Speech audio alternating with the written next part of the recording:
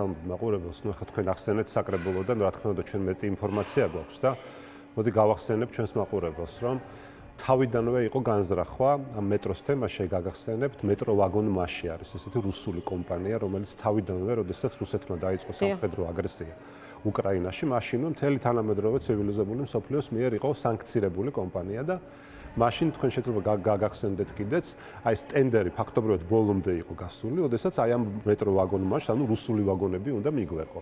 და შემდეგ უკვე EBRD-ის თანადაფინანსება იყო ევროპის განვითარებისა და რეკონსტრუქციის ბანკის და შემდეგ EBRD-ის განცხადების შემდეგ გახდა იძულებული თბილისის მერია, რომ ეს ტენდერი შეეჩერებინა და თავიდან გამოეცხადებინა.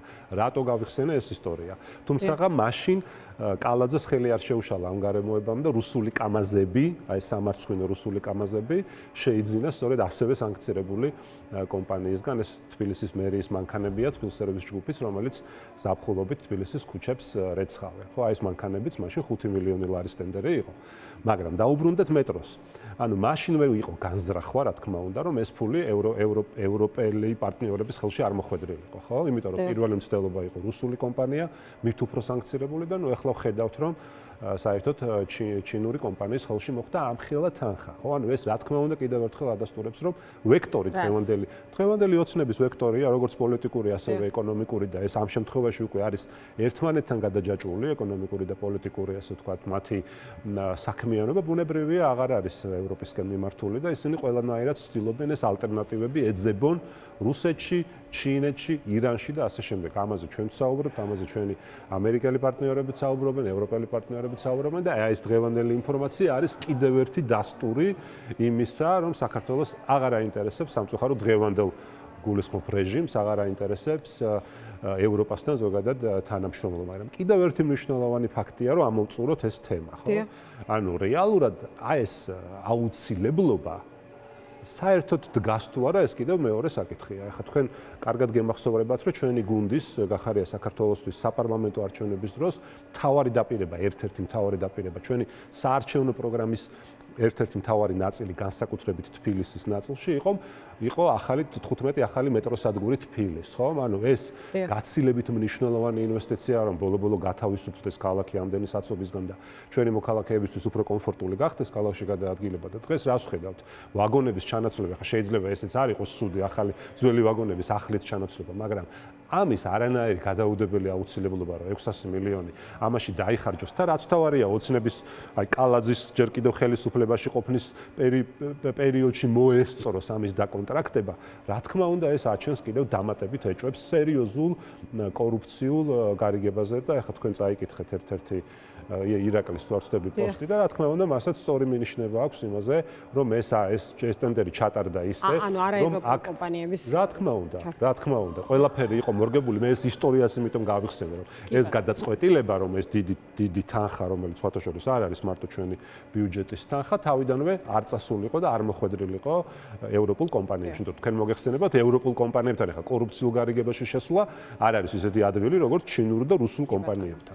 ხო, ეს პრინციპში ახალი ინფორმაცია თან ვისარგებლე ამ შემთხვევაში თქვენ საკრებულოს წარმოადგენდა საკრებულოს ვალია, რომ მუდმივად იყოს საკონტროლოს აღმასრულებელი რგოლი, ხო? რას თახმარდება ეს კონკრეტული თანხები და რეალურად რა შედეგებით სრულდება ესა თუ ის ტენდერი, რამდენად იწვევს კითხვის ნიშანს ეს მიმართულება. გიორგი, მოდი გადავიდეთ ახლა არჩევნების საკითხზე. დღეს ბევრი კომენტარი და შეფასება შეგროვდა ამ მიმართულებით, მაგრამ რაღაცნაირად ამოსავალი წერტილი არის ზურაბიშვილის გზავნილი, არც არჩევნებში მონაწილეობის კამპანია გვაწყობს და არც ბოიკოტის კამპანია და თქვენი გუნდის წარმომადგენელი სოფიო ხორგუანი საუბრობდა, რომ მოცემულობად იღებთ ამ საკითხს. და აი შემდეგ თქვათ როგორ ხედავთ შემდეგ პროცესს ამის შემდეგ, ანუ იღებთ მოცემულობად და ჩვეულებრივად ყველა ასე ვთქვათ გზავნილის შეფასების თუ ტექსტის გათვალისწინებით გრძელდება პროცესი.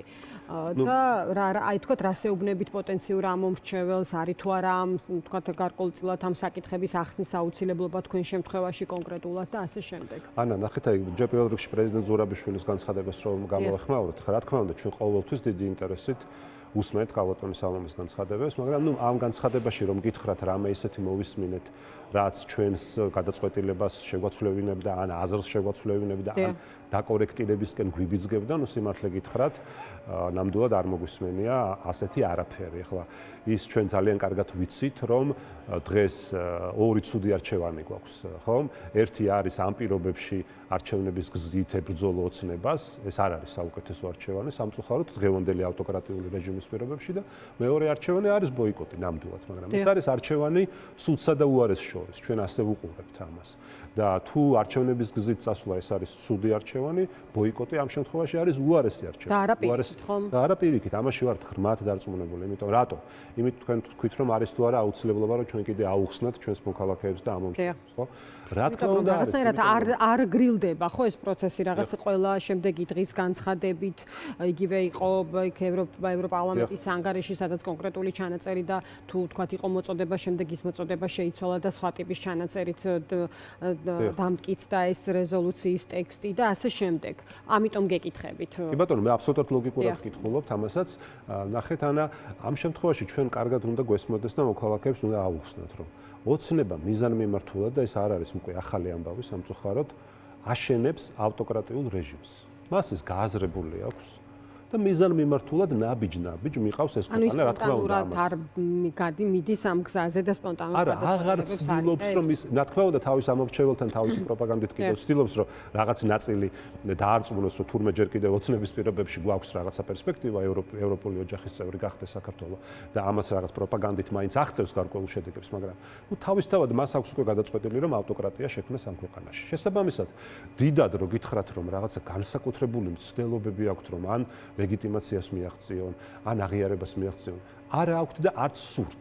იმიტომ რომ ერთადერთი იზოლაცია, კომფორტია, იზოლაცია, რა თქმა უნდა, იზოლაცია არის კომფორტი ივანიშვილისთვის და რატომ ორ სიტყვაში ახსნე. სხვა შემთხვევაში ევროპული საქართველო თავისი ევროპული სტრუქტურებით, ევროპული სასამართლოთი, ევროპული კანონის უზენაესობით, ევროპული ადამიანის უფლებების დაცვის სტანდარტებით და ასე შემდეგ. ეს სრულიად შეუთავსებელია ოცნების რეჟიმთან. ისინი ამ სტანდარტებით ქვეყანას ვეღარ მართავენ და ერთ დღეში ჩამოიშლებიან. და არათუ ჩამოიშლებიან თავისუფალი სასამართლოს პირობებში, მათი უმრავლესობა საპატიმროში მოხდება, იმიტომ რომ მათ სერიოზული დანაშაულები აქვთ ამ ქვეყნის წინაშე. მათ შორის კონსტიტუციის დარღვევის და ჩვენი ქვეყნის ეროვნული, ასე ვთქვათ, არჩევანის ღალატის გამო. აღარ ვსაუბრობ კორუფციაზე და იმ ბანდიტურ დანაშაულებზე, რომ ისინი მოწმენე ყოველდღიურად ვართ. ამიტომ ერთადერთი გზა, რომ ეს რეჟიმი გადარჩეს, არის იზოლაცია. და არჩევნების ის მინიმალისტური რომ არ არის თავსებადი ამ ხელისუფლების განცხადებები, იგივე სასამართლოს თემატიკა, კანონმდებლობა და ასე შემდეგ. რატომ ეძახიან ტყუილს, აი რომ გამოდიან წამდაუწუმ და მათ შორის ახლა სირცხვილია, მართლა სირცხვილია პარლამენტის თავმჯდომარის დონეზე, ევროპარლამენტის რეზოლუციებს, განცხადებებს ჩალის ფასი და ტყუილებიაო. და კაი, ჩალის ფასი კიდე შეიძლება უწოდო, მაგრამ რა არის ტყუილი? ამ ქვეყანაში რომ ადამიანის უფლებები აღარ არის დაცული და კანონის უზენაესობა რომ აღარ არსებობს და თავისუფალი სასამართლო რომ არ გვაქვს და თავისუფალი არჩევნები რომ არ ტარდება, ეს ტყუილია? ვინმე გამოიგონა და ვინმე გააზვია და ვინმე რაღაცა დაუმატა? ან იგივე ეუთოს რომ მიშველებდნენ და ეუთოს დასკვნა იმას ნიშნავს რომ აღიარეს არჩევნები. ესეც საინტერესო საკითხია, ჯერ აღიარონ, იგივე ის რაც ითქვა იგივე ეუთოს გენდივნის მიერ და შემდეგ ვილაპარაკოთო ეუთო ოდერის მოწვევის საკითხზე დღეს კობახიძეს ეს აქცენტიც ჰქონდა და ამაზეც კითხავთ აუცილებლად დასრულეთ იქამდე. კი, მე იმის თქმა მინდა რომ ბოიკოტი ეს არის საჩუქარი. აი პირდაპირ კაფეოდ ვთქვათ, ეს არის საჩუქარი ივანიშვილის რეჟიმისთვის და დიდი ბოდიში, მაგრამ ჩვენ ამ საჩუქრის გაკეთებას არ ვაპირებთ. რადგან ჩვენ მიგვაჩნია, რომ სწორედ არჩევნების გზით მათ გაცილებით მეტად შევძლებთ მათ დასუსტებას და მეტი პოლიტიკური, ასე ვთქვათ, ზიანეს, რა თქმა უნდა, პოლიტიკური გაგებით მიყენებას და ამას მოვახერხებთ მშვიდობიანი გზებით. იმ ქუჩის პროტესტის პარალელურად, იმ ჩვენი საერთაშორისო პარტნიორების ზეწოლისა და სანქციების პროცესის გაგრძელების პარალელურად, რა თქმა უნდა, ეს ერთი ომის სხვადასხვა ფრონტია, ხო? და ამიტომ ჩვენ კიდევ და ერთი რაღაცის თქმა მინდა ამით ამ ნაწილს დავასრულებ. ჩვენი ამომრჩეველი, ჩვენ ბოლო არჩევნებზე, რა თქმა უნდა, ეს არჩევნები გაყალბებული რომ არ ყოფილიყო გაცილებით მაღალი იქნებოდა ეს შედეგი. 170,000-მა ქართველმა მოქალაქემ მოგცა ხმა, დაგვიჭირა მხარე. ამ ადამიანების უმრავლესობა დღეს ემხრობა არჩევნებში მონაწილეობას. ამასაც თავი დავანებოთ. მაგრამ თქვენი მიზანი ხომ გაფართოება დიდი ნაწილი ზუსტად მაგნიტური. ხო, ელექტორატის გაფართოება არჩევნების საარჩევნო ელექტორატის დიდი ნაწილი ასევე ემხრობა არჩევნებში მონაწილეობას. მეცაც გეტყვით, ჩვენ თქვენ რა გონიათ, რომ ჩვენ მაგალითად იგივე ქართული ოცნების ამომრჩეველი, რომელიც ბოლო კვლევით დადასტურდა, რომ 70% ხარს უჭერს არჩევნებში მონაწილეობას და რატომღაც მხოლოდ პროევროპული ამომრჩევლის პროცენტები რო გამოდიოდა და იყო განხილვის საგანი. ჩვენთვის ესეც მნიშვნელოვანი მონაცემია. ჩვენ მათთანაც ვაპირებთ საუბარს. რა თქმა უნდა, ვაპირებთ ველაპარაკოთ და დავარწმუნოთ, რომ ერთხელ რომ შეცდნენ და ერთხელ რომ მოატყუა მათ ისინი ოცნება, მეორედ ამ ტყუილის მსხვერპლი აღარ გახდნენ. იმიტომ რომ კაი შეიძლება ოქტომბრამდე კიდევ რაღაცის ჯეროდათ, მაგრამ 26 ოქტომბრის შემდეგ იმდენი რამე მოხდა ამ ქვეყანაში და ისე უკან მიდეს ყველაფერი და ეხლა უკვე ბოლო დღეები ხო საერთოდ სასწაულის მომსწრენი ვართ, ანუ როგორ კრიმინალურ რეჟიმად და მაფიოზურ სახელმწიფოდ გადაიქცა ეს ქვეყანა ამ ოცნების რეჟიმის ხელში და რა თქმა უნდა ჩვენ ამ პირობებში მით უფრო არ უნდა დავტოვოთ ჩვენი ამომრჩეველი და საქართველოს მოქალაქე მარტო პირისპირ და დაუცველი თან რაც მთავარია ოცნების რეჟიმის პირისპირ. თქვენი ელექტორატის აი გაფართოების წყარო ის არის ახლა რაზეც ისაუბრეთ, რომ აი მოიმხრობთ სხვებსაც, ვინც თქვათ ბოლომდე არ ჩამოყალიბებულა და რაღაცნაირად მაინც გადაწყვეტს, რომ აი მოდი ჩემ ხმას მაინც დავაფიქსირებ და ბოლო-ბოლო ოცნების წისქვილზე არ დავასხამწევ. სხვა შეიძლება პირიქით ფიქრობდეს, მაგრამ მაინც პირველ რიგში ჩვენ დღეს გახარიასაც შეეხო სხვათა შორის თქვენ ახსენეთ პაპუაშვილი, მან თქვა, რომ ნაცობა, სხვა შორის ნაცობის დახასიათებას დაუთმო გარკვეული დრო და ნაცობა თქვა, რომ ნიშნავს უცხო ძალის მარიონეტობასო და შეხედეთ სად არის გახარია, ის იღებს მითითებებს და ასე შემდეგ. ანუ საერთო სურათში, აი ფორმულაში სვამს ის გახარიას პრინციპში, რომელიც თქვენი პოლიტიკური ჯგუფი, რომელიც თავიდანვე პრინციპში ამ საკითხზე თანმიმდევრული იყო, ხომ? თქვენ არასდროს გითქვამთ, რომ არ მიიღებდით მონაწილეობას და შემდეგ არ მიიღებდით და არ შეგიცვლიათ ეს გადაწყვეტილება. აი ამ კუთხით რისი თქმა შეგიძლიათ? ნუ ეხლა არ შემიძლია ჯერ აი ამ განცხადებას არ გამოვეხმაურე, ხა პაპუაშვილი ახსენეთ თქვენ და რაღაც რა თქმა უნდა კიდევ ცდილობს, რომ ნაცებს მიგვაკეროს რა. ნუ ეხლა ნუ ამაზე საერთოდ სერიოზული კომენტარი როგორ უნდა გავაკეთოთ, მაგრამ აი ხა ერთ მაგალითს მოვიყვან ანა რა. აი ანა წითლიძე გამოდის და ამბობს რომ იქო მამუკა ხაზარაძესო იმით დაქონდაო, ჩემოდნით დაქონდა ფულიო რომ ჩვენ ასე ვთქვათ მათთვისო ნაკლებად გვეგინებინა ან არ გვეგინებინა და ამ შემთხვევაში ამ ფულს გადაიხდიდა. მეორე დღესვე გამოდის ბატონი პაპუაშვილი პარლამენტის თავმჯდომარე რო გონია თავი და ამ წითლიძის განცხადებას კი არ ამბობს რომ ეს შესასწავლია და საინტერესოა და დასადგენია ასე იყო თუ არა, მოცემულობა დღებულობს. და ამბობს რომ აიო ხო დადასტურდაო. ანუ წითლიძე მისთვის ისეთი ავტორიტეტია. ანუ ნაცი წითლიძე თურმე ისეთი ავტორიტეტია რომ ამას პირდაპირ ეყრდნობა ეს ადამიანი, ანუ პარლამენტის თავმჯდომარე და ანუ დადასტურდაო რომ თურმე ხაზარაძე ხო ხედავთო რომ დადასტურდა ლაპარაკობ? თანხwebdriver-ზე ლაპარაკობ? რა თქმა უნდა. ხო, მაგრამ ასე სხვამაც შეიძლება თქვას რომ თქვენი და ვთქვათ ხოცების ზოგიერთი შეფასება არჩევნებთან მიმართებით შეიძლება რაღაც ნაწილში ემთხვეოდეს ასევე. მე ეს თემა მინდა ამოვწურო, იგივე წითლიძის თემა მინდა ამოვწურო, ხო? ანუ ეხლა დღეს თუ გუშინ გავრცელდა მისი განცხადება რომ კიო ჩვენო დაადასტურა თურმე ჩვენ გახარიას გუნდს და ნაცებს მართლაც კოალიციები გვაქვს შექმნილი საკრებულოებში და შემთხვევით იმიტომ ხომ არა რომ წულუკიანის კომისიაზე რა თქმა უნდა გახარიამ ყველანაირად არგუმენტირებულად დაასაბუთა რომ არანაირი კოალიციები ჩვენ არ გვაქვს და ვერც გვექნებოდა ძალიანაც რომ გვდომებოდა მაგრამ ფაქტია რომ არ გვაქვს არანაირი საკრებულოში და ამის შემდეგ ასევე გამოგზავნდა ქალბატონი წითლიძე და ეხლა კიდევ ერთხელ უნდა რომ გაამყაროს ოცნების პოზიციები თავისი განცხადებებით ვეღარ გებულ არა ნუ ეხლა ეს ხომ არ არის ნახეთ ანუ არა ნახეთ ეს სხვა რამე ეხლა ამ თემის განხილვა მხოლოდ შემიძლია მოკლედ გითხრათ რომ უბრალოდ რა თქმა უნდა ეს აბსურდია სრული ჯერ ერთი პოლიტიკური აბსურდია ანა იმიტომ რომ შეუძლებელია კოალიცია კონდეს საკრებულოში ხო ეს ერთი მაგრამ აქ თავარი რა არის რომ ორკესტრირებულად 20 კოცები და ნაცები გველაპარაკებია ხო ანუ ერთმანეთს ესე თქვათ პინგ-პონგს ეთამაშებიან ხო გამოვა წითლიძე გამოეხმაურება პაპუაშვილი გამოეხმაურება წითლიძე და ასე არის ამათი ხა ამ მდგომარეობაში ჩვენ ნამდვილად საერთო პროცესის არგაზიანებას როგორ ხედავთ ხო ფაქტია რომ ზურაბიშვილი სწორედ იმაზე წუხს რომ აი ერთმანეთს არ უნდა უპირისპირდებოდნენ მიუხედავად განსხვავებული აზრებისა ხო ამა თუ იმ საკითხზე და აი რაღაცნაირად გამოსავალის ნაწილი აქედან დარჩა ბუნდოვანი ხო მე ყოველ შემთხვევაში ესე დავინახე ანუ მან შეაფასა ვითარება აღწერა ყველას გარკვეულწილად მისი დამოკიდებულებაზე ზუსტად ეს თქვა რაც უკვე აღნიშნე მაგრამ გამოსავალი რაღაცნაირად მაინც დარჩა კითხვის ნიშნის ქვეშ. აი თქვენ როგორ ხედავთ ამ საერთო პროცესის და საერთო მიზნის, რომელიც არის აი ივანიშვილის გაშვება ხელისუფლებიდან და მისი ძალაუფლებიდან ჩამოშორება, ამის არ დაზიანებას. ანუ ეს პროცესი რაზე დგას?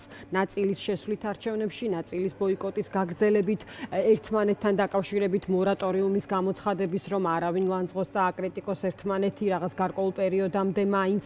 აი ამ თავარ მიზანთან ყველაზე ახლოს და მოკლე გზით როგორ მიდიხართ თქვენი სცენარი? ანა, ყველაზე ახლო და მოკლე გზა, რა თქმა უნდა, და ყველაზე მეტად დამაზიანებელი ოცნების რეჟიმისთვის, რა თქმა უნდა, იქნებოდა, რომ 4-ვე ბარიერ გადალახულ პარტიას მიეღო არჩევნებში მონაწილეობა. თუ თქვენ ამას კითხულობთ, ჩემი პასუხი არის ეს, რომ რა თქმა უნდა, ეს იქნებოდა მისთვის ყველაზე ძლიერი დარტყმა. რა თქმა უნდა, კიდევ ვიმეორებ ქუჩის და საზოგადოებრივი პროტესტის და ჩვენი საერთაშორისო პარტნიორების მხრიდან წმეხის გაძლიერების პარალელურად, რა თქმა უნდა. მაგრამ რადგან ეს არ გამოდის, ამიტომ ჩვენ თანმიმდევრულობას ვერ გადავუხვებთ და ეს არ მგონია, რომ ამ საერთო საქმისთვის დამაზიანებელი იყოს, ნამდვილად, იმიტომ რომ ჩვენ ვამბობთ, რომ ეს არის ჩვენი გზა, კი ბატონო, თუ გაქვთ სურვილი შემოგვიერთდით, ჩვენ ამისთვის იცით რა გავაკეთეთ, ეხლა ეს კიდევ ერთხელ შევხსენებთ. სააკაშვილმა ლელოზე თქვა, რომ ოპონირებას აზრი არ აქვსო და მარტო სინანულის გამოხატვით შევიფარგლოთ. ანუ ვინც რა უნდა ილაპარაკოს, ასე მოდი ამას ნახეთ, უტრირებულად ასეთია დამოკიდებულება. ეს ამას არ დაჭირდება ბევრი წელი, ანუ უახლესი წლები გამოჩნდება და ისტორია დაარქმევს თავის სახელს, რომელი მხარე უფრო პასუხისმგებლობით მოეკიდა ამ საკითხს. ამიტომ ჩვენ უნდა გვესმოდეს, რომ ყველანი, ვინც ვებრძვით ოცნების რეჟიმს, ვართ და ვინც ვიბრძვით საქართველოს ევროპულ გზაზე დასაბრუნებლად, ვართ ისტორიის სწორ მხარეს. და თუ ამაზე ვთანხმდებით, რომ ისტორიის სწორ მხარეს ვართ, მაშინ როგორც მინიმუმ მორალური უფლებაც არ გვაქვს, რომ ერთმანეთს მოღალატეები ვუწოდოთ და მაინდა-მაინც ჩვენი პოზიცია შევაფასოთ აბსოლუტურ ჭეშმარიტებად და მეორე მხარის პოზიცია ქვეყნის ღალატად და ასე შემდეგ, ხო? მოდი ყველამ ჩვენ ხო თავს არავის არ ვესხმით, ახლა ჩვენ როცა ვამბობთ და ვართ პირველივე დღიდან რომ მივდივართ არჩევნებში, ამას ხო თანმიმდევრულად ვაკეთებთ. პირიქით მეცაც გეტყვით, თქვით ისიც კი ანა, რომ ჩვენ უარს ვამბობთ პარტიულ კანდიდატებზე, სხვადასხვა დიდ ქალაქებში და მსხვილ ქალაქებში, მათ შორის მერობის კანდიდატებს გულისხმობ და შევთავაზეთ მათ, რომ მოდი ჩვენ ამ ეტაპზე უკვე გადასულები ვართ და ჩვენ ამას უკვე ისედაც ვაკეთებთ, მაგრამ ვისაც სურვილი აქვს შემოგვიერთდეს, რადგან შეუძლებელი იქნება პარტიებს შორის ახლა ამ სიტუაციაში განსაკუთრებით პარტიულ კანდიდატებზე შეთანხმება, ამიტომ ამბობთ, რომ მოდი არაპარტიულ კანდიდატებზე შევთანხმდეთ საზოგადოებისთვის მისაღებ ცნობილ პროფესიონალ სახეებზე, რომელიც არაერთია მათ შორის ქუჩის პროტესტიდან და ჩვენი პარტიული რესურსებით და ინფრასტრუქტურით დაუჭიროთ მათ მხარი. ეხლა ჩვენ დარწმუნებულები ვართ, რომ ლელოსთან ჩვენ ამ შეთანხმებას შევძლებთ და მივახცევთ. მაგრამ თუ სხვაც შემოგვიერთდება დიდი სიამოვნებით, ჩვენი კარი ღია არის. ანუ ჩვენ ამ შემთხვევაში ნამდვილად ვერ მივცემთ ვერავის იმის უფლებას, რომ ჩვენ დაგვბრალდეს ერთიანობის დაზიანება. ამ პარტიებმა ძალიან კარგად იციან, რომ დღეს არჩევნების გზით ივანიშვილის რეჟიმის დასუსტება ეს არის ძალიან რეალური გზა და რატო ამბობენ მაშინ უარს? თვითონ ღებულობენ პასუხისმგებლობას. ანუ 5 ოქტომბერი რომ გათენდება და იმის შემდეგ კიდევ გარკვეული პროცესების რომ ექნება ადგილი და განვითარდება მოვლენები, თუ აღმოჩნდება რომ მათი გზა არ იყოს სწორი, პასუხისმგებლობა ვისი იქნება? ანუ ამაზე ხო უნდა დაფიქრდნენ და ჩვენ როდესაც ვამბობთ რომ მივდივართ არჩევნებში, ჩვენ ჩვენი საკუთარი პასუხისმგებლობით. კარგია რომ არგუმენტი იმ მხარებ წარმოადგინოს, ვინც არის თქვენი ადრესატი. ამ შემთხვევაში თქვენ იცით ძალიან კარგად რომ ისინი მეტწილად საუბრობენ არსებული მაგალითების გათვალისწინებით, მაგალითად რუსული მაგალითები, რუსეთის მაგალითების გათვალისწინებით და ასე შემდეგ. ანუ ისინი ფიქრობენ რომ ეს არაფერ ახალს არ იგონებს ივანიშვილი და გადის იმ სცენარს, რაც გარკვეული პერიოდის წინ გაიარეს რუსებმა, ხომ? აი ამ მაგალითის გათვალისწინებით მაგალითი უფრო არადასტურებს იმას, რაც მე მსჯელობა, რომელი არის უფრო ეფექტური გზა. რუსეთის მაგალითი იმას არადასტურებს, რომ რაც მე ვთქვი ზუსტად, რომ ავტოკრატიულ რეჟიმს ააშენა ფაქტიურად უკვე ავტოკრატიული რეჟიმი და ანუ შენ ბოლომდე უნდა ამოწურო ყველა რესურსი, რომ მშვიდობიანი გზებით დაუპირისპირდე. სხვა შემთხვევაში ბოლომდე შექმნის ავტოკრატიას. ამ ადგილობრივი თვითმმართველობის არჩევნებში ბოლომდე იმ 65-ვე მუნიციპალიტეტში ბოლომდე დაამყარებს, ასე ვთქვათ, შეინარჩუნებს ძალაუფლებას, გაიმყარებს ძალაუფლებას და ამ პარლამენტშიც მარტოა, ანა, ამდენი ხანია, უკვე 7 თვეა, მაგრამ რამე პრობლემა აქვს და ყველა კანონს თავის ჭკუაზე ვერ ღებულობს და მე იმ კანონების შესრულება ჩვენ არ გვიწევს თუ რა? ხო, არა, სამწუხაროდ ეს ესეა. წინააღმდეგობის აქტს და არჩევნებში შეყოლა არ შეყოლის თემას უკავშირდება, ხო, და რაც ამიტომ შესაძლოა სწორედ იმ მიზნით იყოს გამოყენებულიო, რაზეც იყო საუბარი იგივე ევროპარლამენტის რეზოლუციის ტექსტში. ეს მისალება გუდი შეეცინადებას ვიტყვი. გასაგები ჩვენ ევროპარლამენტი ამას იტყოდა თუ არა, სხვა ვინმე იტყვის თუ არა, ჩვენ ეს ისედაც კარგად ვიცით, რომ მოცნება ყველაფერს შეეცდება. აქ მთავარი არის ჩვენ რას ვაპირებთ. და მე რაშიც ვერანაირად ვერ დავეთანხმები ჩვენს კოლეგებს არის ის, რომ არჩევნებში შესვლა არის თანამშრომლობა რეჟიმთან. არანაირად ეს თანამშრომლობას არ ნიშნავს. ეს არის წინააღმდეგობის ფრონტი და ჩვენ ამ წინააღმდეგობისთვის მზად ვართ. დიდი მადლობა გიორგი, წარმატებას გისურვებთ. დაგემშვიდობები, გიორგი შარაშიძე, პარტია გახარია საქართველოსთვის წევრი საუბრობდა.